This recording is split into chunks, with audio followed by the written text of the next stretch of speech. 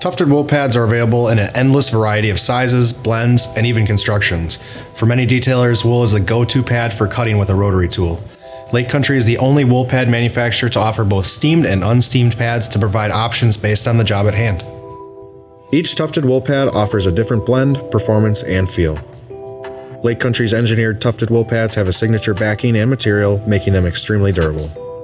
The curved edge allows for perfect pad alignment and protection of the working surface when in use. Tufted wool is a traditional and aggressive cutting material. Lake Country offers two types of Tufted wool pads, both steamed and unsteamed. By steaming the wool, the tufted yarn strands bloom with the heat and moisture, providing a full, plush feel. This process helps to reduce the linting of the wool and makes the strands stay more vertical. Traditional unsteamed pads include more strands per square inch and less processing of the raw wool material. Due to the tighter sewn strands, unsteamed pads are more aggressive.